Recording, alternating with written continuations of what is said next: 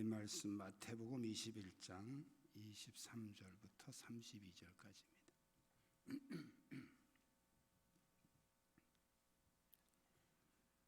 마태복음 21장 23절부터 32절까지 한 절씩 교독하겠습니다. 예수께서 성전에 들어가 가르치실새 대제사장들과 백성의 장로들이 나와 이르되 네가 무슨 권위로 이런 일을 하느냐? 또 누가 이 권위를 주었느냐?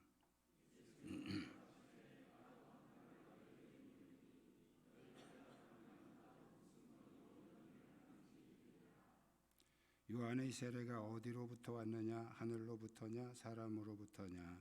그들이 서로 의논하여 이르되 만일 하늘로부터라 하면 어찌하여 그를 믿지 아니하였느냐 할 것이요.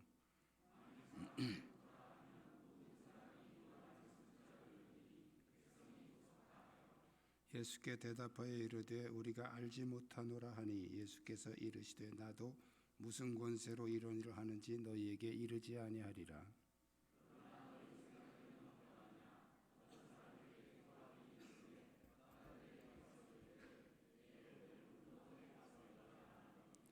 대답하여 이르되 아버지 가겠나이다 하더니 가지 아니하고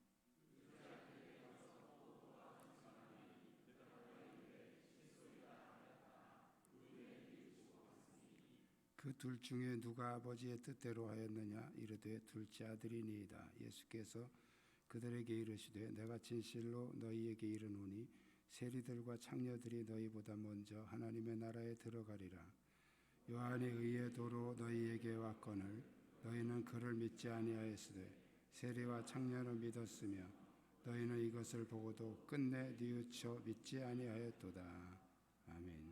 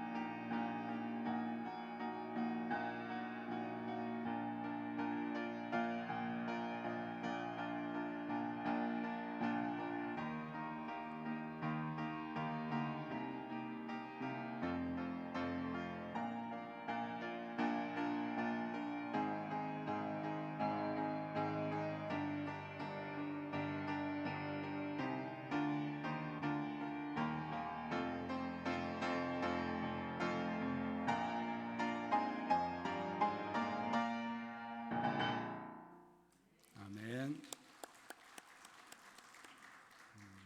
감사합니다. 주위에 있는 분들과 서로 인사 나누시기 바랍니다.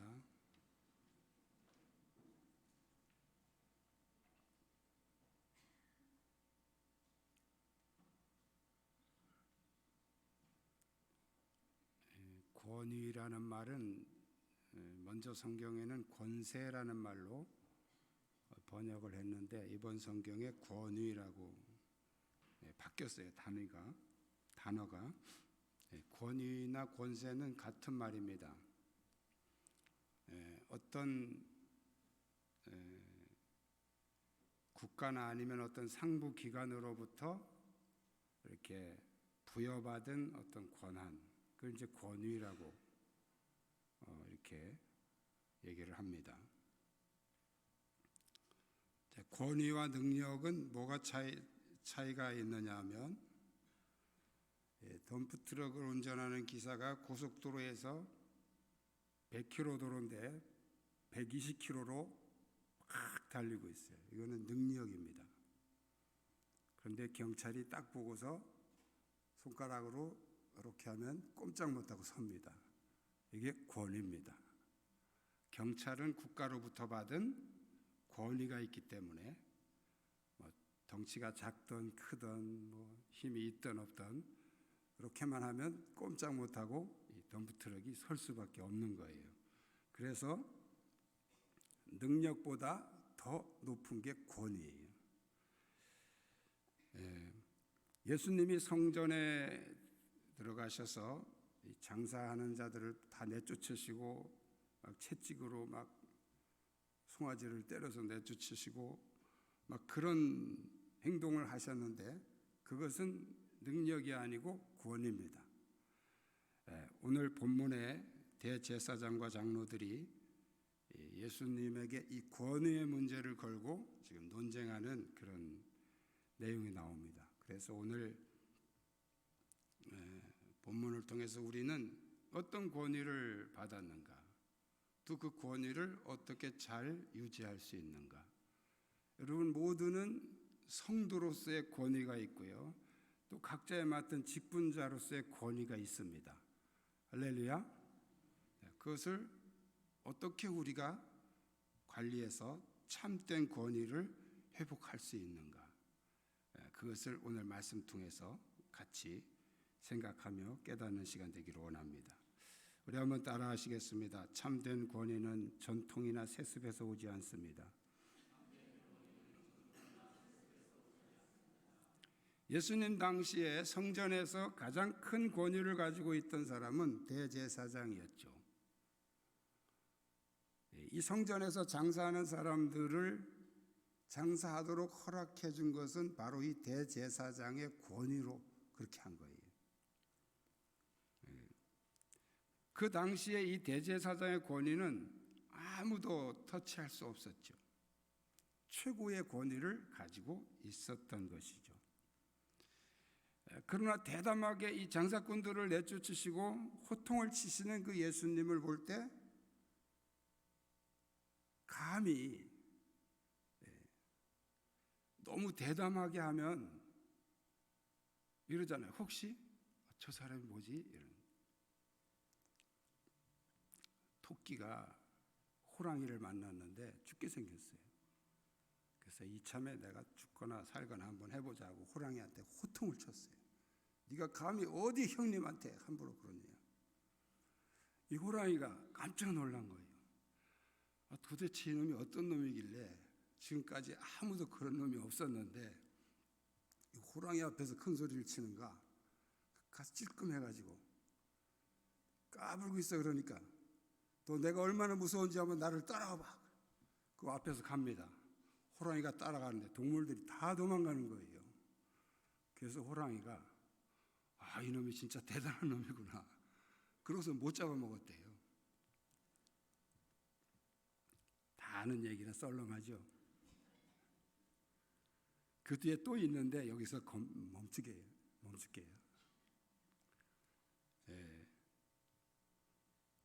예수님이 그 당시 아무도 이 대제사장의 권위를 누가 말할 수 없는 그런 상황인데 들어와서 막 내쫓으시고 막 호통을 치시니까 이 사람들이 함부로 못한 거예요. 그래서 오늘 본문에 보면 아주 조심스럽게 누가 그렇게 할 수 있는 권위를 줬는지 예수님에게 질문을 합니다. 예수께서 성전에 들어가 가르치실세 대제사장과 백성의 장로들이 나와 이르되 네가 무슨 권위로 이런 일을 하느냐, 또 누가 이 권위를 주었느냐. 예수님이 질문한 거예요. 아마 어떤 권위가 없는 사람이 그랬으면 당장 잡아다가 신문을 하고 죽칠 판인데, 예수님에게는 그렇게 할 수 없는 어떤 권위가 있었기 때문에 지금 조심스럽게 질문을 하는 거죠. 근데 예수님이 그들에게 반문을 합니다. 나도 한 말을 너에게 물어보겠다. 니들이 이걸 대답하면 나도 대답해 주겠다. 무슨 질문하냐 하면 세례 요한의 세례가 어디서 온 권세이냐, 하늘에서 온 거냐, 사람에게서 온 거냐, 이렇게 질문한 거죠. 이 예수님의 반문은 이 대제사장과 이 서기관과 장로들에게 깊은 공경에 빠지게 했죠. 왜냐하면 하늘로부터 왔다 그러면 왜 안 믿냐, 이렇게 말할 것이고, 사람에게부터 왔다 그러면 이제 이 세례 요한을 선지자로 하는 많은 사람들의 그런 시선이 두려웠던 것이죠. 그래서 그들은 알지 못한다, 이렇게 대답을 하게 됩니다.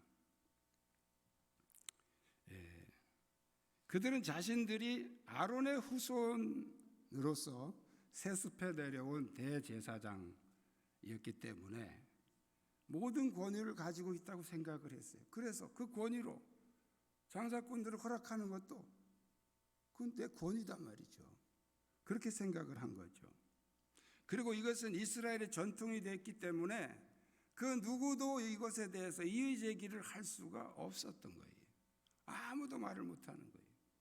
그리고 대제사장님이 허락한 거면 그거는 괜찮은 거다, 이렇게 아예 인정을 해버리니까 아무도 그 문제를 가지고 시비를 걸 수도 없거니와 또 걸지도 않았던 것이죠. 그래서 대제사장이 허락했기 때문에 일반인들에게는 하나도 이상한 것이 아니에요. 당연한 거예요. 대제사장이 허락했기 때문에 당연한 것이다. 그러나 예수님은 이 대제사장이 허락한 이 장사꾼들을 다 내쫓으시고, 그러면서 참된 권위는 이런 사람의 전통이나 세습에 있지 않다는 것을 행동을 통해서 보여주신 것입니다. 참된 권위는 전통이나 세습에서 오지 않는다는 거예요. 두 번째는 따라하시겠습니다. 참된 권위는 하나님께로부터 옵니다. 예수님이 대제사장들에게 요한의 세례가 하늘로부터냐 사람에게로부터냐, 이 질문은 그들의 전곡을 찌르는 질문이었죠. 그래서 그들은 하늘로부터라 할 수도 없고, 왜 안 믿느냐 그럴 거니까, 또 사람으로부터다 그러면 사람들 인식이, 요한에 대한 인식이 두려워서 모른다고 했습니다. 그런데 이 질문 자체가 벌써 참된 권위가 어디서부터 오는 것인지를 묻는 질문이었죠. 하늘로부터일까 사람으로부터일까, 이걸 가지고 고민하는 사람이 누가 있겠어요? 아무도 없죠. 다 하나님께로부터 왔다고 아예 인정을 해버리니까요.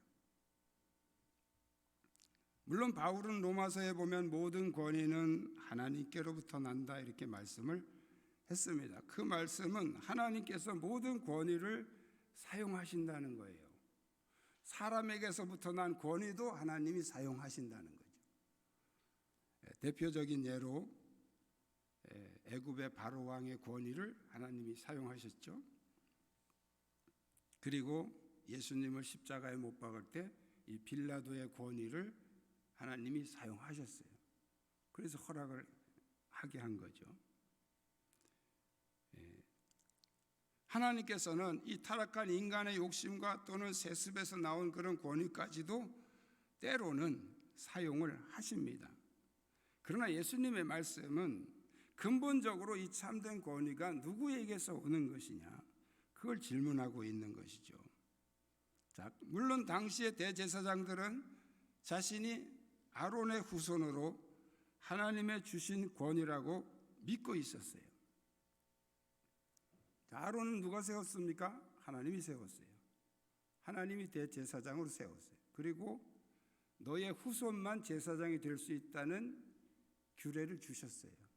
그래서 아론의 혈통만 계속해서 제사장이 되고 대제사장이 되는 겁니다.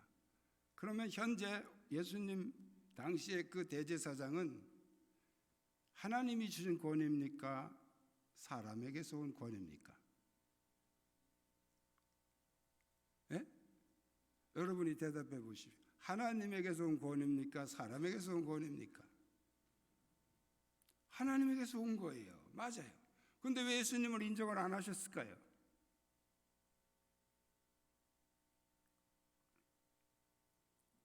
이게 문제예요. 왜 하나님이 주신 권위인데 예수님을 인정을 안 하셨느냐는 거죠. 똑같아요. 저는 기독교 대한성결교회 총회에서 목사 안수를 받았습니다. 총회에서 제가 목사 안수를 받았어요. 하나님이 주신 권위입니까? 사람이 주신 권위입니까?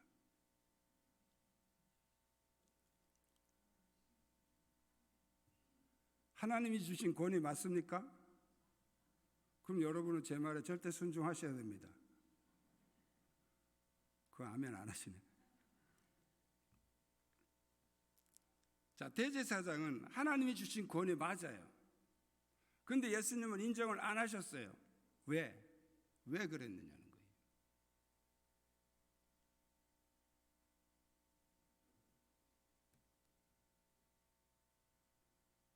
하나님이 주신 권위도 하나님 뜻에 따라 순종하지 않으면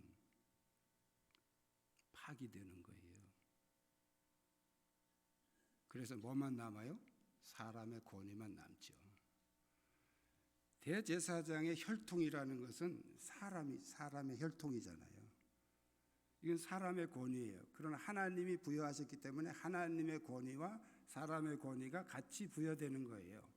그런데 이 대제사장이 타락하고 하나님을 떠나서 하나님과 상관없이 살기 때문에 하나님의 권위는 사라지고 사람의 권위만 남아있다, 그런 얘기예요. 할렐루야. 제가 하나님의 권위와 기독교 대한성결교회 총회라는 사람의 권위에 같이 목사가 돼서 두 가지 권위를 가지고 있지만, 제가 목사로서의 어떤 인격과 신앙과 삶이 따라주지 않고 엉망진창으로 나가서 나쁜 짓 하고 사람들에게 영광 가릴 일만 하고 그런다면 제가 목사입니까? 아닙니까? 여전히 목사입니다. 총회에서 파직하기 전까지 저는 목사예요. 그러나 문제는 뭐예요? 하나님의 권위는 떠나버렸다 이거예요. 총회의 권위만 남아있다는 거예요. 이해되시죠? 지금 이 대제사장의 권위가 바로 그런 거예요. 하나님이 부여하신 권위지만 하나님의 뜻대로 서지 못했기 때문에 하나님의 권위는 떠나가 버리고 사람의 권위만 지금 남아있다는 거예요. 그래서 예수님이 인정을 안 하시는 거예요. 자기들은 대제사장이라고 어깨에 힘주고 어디 감히 내가 허락한 그 장사꾼들을 내쫓아, 예수님에게 그렇게 생각을 하지만 예수님은 네가 무슨 대제사장이냐, 혈통만 대제사장이지 하나님은 너에게서 떠났다 이거예요.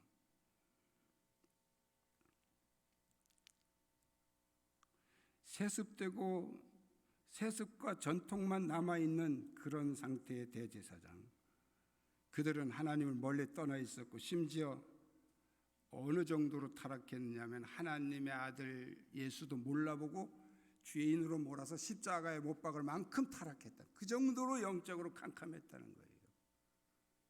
그러니까 예수님은 그들의 권위를 인정하지 않으신 것입니다. 그들은 정치와 결탁돼서 완전히 세속화되고 뇌물이나 받아먹고 장사꾼들이나 영입하고 하나님과는 단절된 그런 상태에 있었기 때문에 세속적인 권위는 여전히 그들에게 부여되고 있었지만 하나님께로부터 오는 참된 권위는 없어졌다는 거예요. 참된 권위는 하나님과의 바른 관계에 있을 때 하나님께로부터 오는 것입니다. 할렐루야. 여러분에게 이 권위가 임하시기를 축복합니다. 세 번째는 따라하시겠습니다. 참된 권위는 하나님의 뜻에 순종하는 자에게 주어집니다.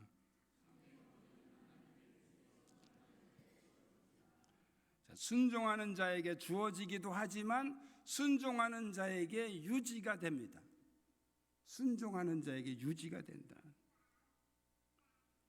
예수님은 나도 너희에게 말하지 않겠다 하셨지만 사실은 다 하셨죠.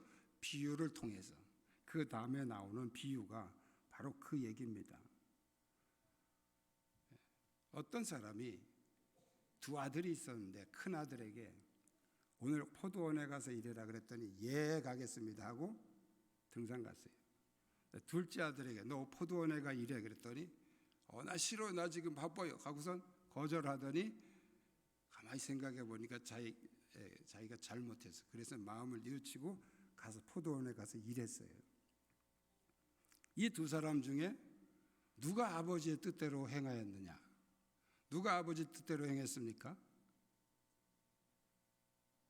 네? 누구예요? 첫째예요? 둘째예요? 셋째라고요? 둘째예요. 그래서 그들이 바로 대답을 하죠.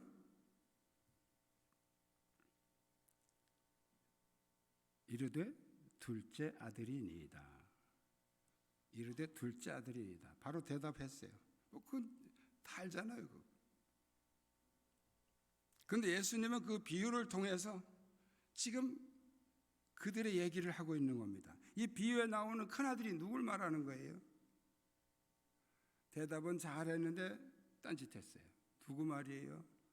그게 이스라엘이고 그게 제사장들이고 그게 장로들이고 그게 바로 바리새인들이에요. 그들이 바로 큰아들 같은, 남들이 봐도 다 하나님 뜻대로 사는 사람 같고 믿음 좋은 사람 같이 보여지지만 실제로는 하나님의 뜻과 반대되는 삶을 살았던 그것을 예수님은 지금 이 비유를 통해서 말씀하고 있는 거예요. 그리고 거기 나오는 둘째는 거절했지만 다시 뉘우치고 돌아온 그 이야기를 통해서 그 당시 죄인 취급받고 있는 세리와 창기들, 이방인들, 그들이 바로 둘째라고 예수님이 비유를 통해서 말씀하고 있는 거예요. 그래서 그들이 그 둘째 아들이니이다 하고 얘기할 때 바로 예수님이 이렇게 얘기를 하십니다. 내가 진실로 너에게 이르노니 세리들과 장녀들이 너희보다 먼저 하나님의 나라에 들어가리라. 세리들과 장녀들이 그 둘째예요. 둘째. 너희들보다 먼저 하나님 나라 들어갈 것이다. 참된 권위는 그럴듯한 형식에 있는 것이 아니라 하나님의 뜻에 얼마나 순종하느냐, 거기에 따라서 주어지고 얼마나 순종하느냐에 따라서 유지된다는 거예요. 오늘 비유를 통해서 예수님은 믿음이라는 것은 하나님의 뜻에 순종하는 것을 말하고 그 믿음을 가진 자에게 권위가, 하나님의 자녀로서의 권위가 주어진다는 거예요. 요한복음 1장 12절에서 예수님의 이름을 믿는 자들에게 주신다고 말씀하신 이 권위가 바로 이 하나님께로부터 오는 권세를 말합니다. 그래서 우리 모든 믿는 자들은 믿음으로 하나님의 자녀가 된 순간부터 우리에게 하나님의 자녀라는 영적인 권위가 주어졌어요. 그런데 그 권위가 어떻게 유지되느냐는 거예요. 순종을 통해서 유지된다는 것입니다.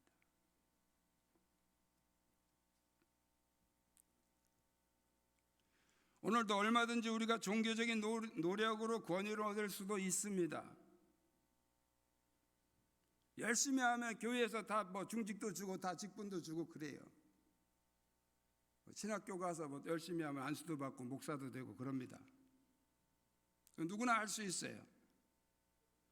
그러나 참된 권위는 하나님께로부터 오는 것입니다.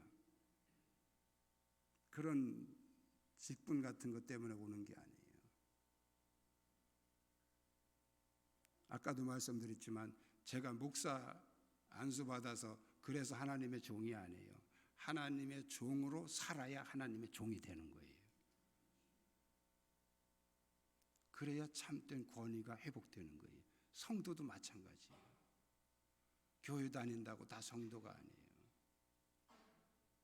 교인 맞아요. 교회 다니는데 뭐 교인이지 그럼 뭐 아니에요? 그러나 정말 성도답게 살아야 영적 권위, 성도로서의 권위가 회복이 된다는 거예요. 이 권위가 회복이 돼야 여러분들이 빛과 소금의 역할을 할 수 있고 예수 그리스도의 향기를 드러낼 수 있는 거예요. 여러분이 이웃에게, 주변에 있는 사람들에게, 가까이 있는 친척들에게 아무 영향을 끼치지 못하고 있다면 여러분의 영적 권위가 사라졌기 때문에 그런 것입니다. 영적 권위가 부여되고 그 권위가 내게 지금 유지되고 있다면 사람들은 여러분들을 통해서 뭔가 마음에 부딪힘을 얻고 뭔가가 느끼는 게 달라요. 그런데 그런 권위가 없으니까 뭐 지난해나 똑같네, 뭐 예수 믿는 것들이나 안 믿는 것들이나 다 비슷해, 이렇게 함부로 말하는 거예요.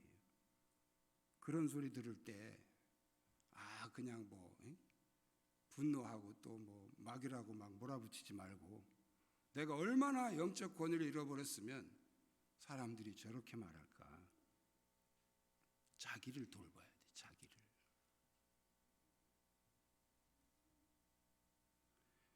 하늘의 신령한 권위는 참된 믿음으로 성령 충만할 때 하나님께로부터 임하게 되는 것이고, 그것이 계속 순종과 믿음으로 이어질 때 그 권위가 유지되는 줄로 믿습니다. 여러분 모두가 참된 권위를 회복하시기를 주님의 이름으로 축복합니다. 기도하시겠습니다.